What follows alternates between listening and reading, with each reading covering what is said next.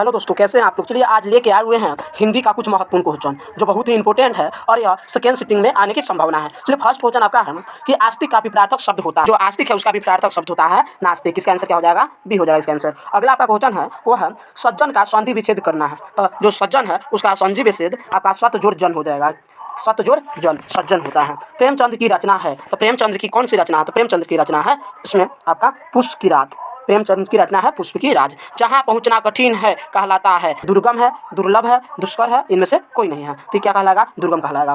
बातचीत निबंध के निबंधकार कौन है? तो आप जानते हैं बातचीत के निबंध के निबंधकार कौन है? सो आप बता सकते हैं यह क्या है? बालकृष्ण भट्ट है। क्या है? बालकृष्ण भट्ट है। अगला आपका क्वेश्चन है, ध्यान दीजिए। सब्जबाग दिखाना मुहावरे का अर्थ है। तो ऑप्शन में दे दिया है तो इसका तो अपना झूठ बोलना या ठगना। इसका आंसर यही होगा, झूठ बोलना या ठगना। जिसने यश प्राप्त किया है उसे एक शब्द में कहा जाता है। तो उसे एक शब्द में कहा जाता है यशस्वी। यशस्वी क्या कहा जाएगा? यशस्वी। ठीक है। दूसरा 8वां नंबर क्वेश्चन है चिड़िया मार कौन सा समास है? तो चिड़िया मार कौन सा समास है? तो यह तत्पुरुष समास है। चिड़िया मार कौन सा समास है? तत्पुरुष समास है। सुंदर का प्रवाची शब्द है तो सुंदर का जो प्रवाच क्या है? सुंदर का प्रवाची शब्द है तो इसका आंसर हो जाएगा मनोहर्षी। सही आंसर है। अगला आपका क्वेश्चन है किस रचनाकार की पंक्तियां है? नारी स्वप्न है, नारी सुगंध है, नारी पुरुष की बाहों पर झूलती हुई जूही की माला है। तो ऑप्शन ए है जो दिया हुआ है। ठीक है। तो इसका जो आंसर होगा अगे। ठीक है, अगे। तपोबल का संधि विच्छेद है। तो तपोबल का जो संधि विच्छेद होगा वो होगा तपह जोर बल। क्या होगा? तपह जोर बल। तपह जोर बल होगा। उसके बाद आपका 12 नंबर क्वेश्चन है राजेंद्र का संधि विच्छेद होगा। तो राजेंद्र का संधि विच्छेद होगा वो हो जाएगा राजा जोर इंद्र। राजेंद्र कहलाता है राजा जोर इंद्र राजेंद्र। ठीक है। अब अगला 13 नंबर क्वेश्चन है पुत्र वियोग में मां ने किसके भय से अपने लाल को गोद से नहीं उतारा था? तो आप याद रखिए गिरने के भय से। गिरने के भय से। अगला आपका जो क्वेश्चन है ध्यान दीजिए 14 नंबर क्वेश्चन है वह है सुभद्रा कुमारी चौहान। सुभद्रा कुमारी चौहान की कविता है। तो ऑप्शन में दिया हुआ है तो इसका ये आपका सही होगा पुत्र वियोग। क्या होगा? पुत्र वियोग। कमल नयन कौन सा समास है? तो आप जानते हैं कमल नयन कौन सा समास है? तो आप जानते हैं क्रमधारय समास है। क्या? क्रमधारय समास है। 16 नंबर क्वेश्चन है त्रिछ के रचनाकर है। तो इसका आंसर हो जाएगा वो हो जाएगा त्रिछ के रचनाकर है उदय प्रकाश। क्या है? उदय प्रकाश। 17 नंबर क्वेश्चन है मीरा ने अपना प्रियतम किसे माना? मीरा ने अपना प्रियतम किसे माना? तो ऑप्शन में दे दिया है, देख लीजिएगा। इसका आंसर होगा वो हो जाएगा कृष्ण को। किसको माना है? कृष्ण को। 18 नंबर है चतुर्भुज कौन सा समास है? तो चतुर्भुज बहुब्रीहि समास है। क्या है? बहुब्रीहि समास है। अब अगला जो 19 नंबर क्वेश्चन है ध्यान दीजिए। 19 नंबर क्वेश्चन रघुवीर सहाय ने किस विषय से एमए किया? तो रघुवीर सहाय ने किस विषय से एमए किया? तो आप याद रखिएगा अंग्रेजी विषय से एमए किए हैं। किस विषय से एमए किए हैं? अंग्रेजी विषय से। यानी इसका भी सही आंसर है अंग्रेजी विषय से। ठीक है।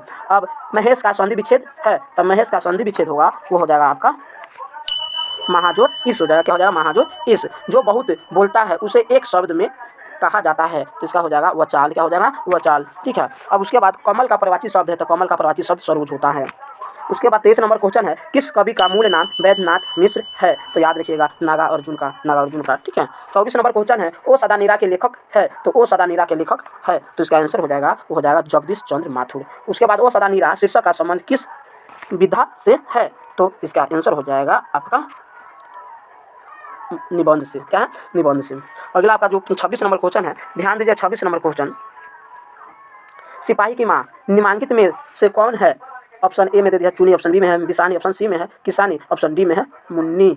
तो आप इसका बता सकते हैं आंसर। इसका हो जाएगा बिसानी। क्या हो जाएगा? बिसानी हो जाएगा। समाचार शब्द का संधि विच्छेद है। समाचार शब्द का संधि विच्छेद है। तो समाचार शब्द का संधि विच्छेद है तो देख लीजिए इसका आंसर हो जाएगा सत्य जोड़ अचार समाचार। ठीक है। अगला क्वेश्चन आपका है मालिक मोहम्मद जैसी कैसे कवि है?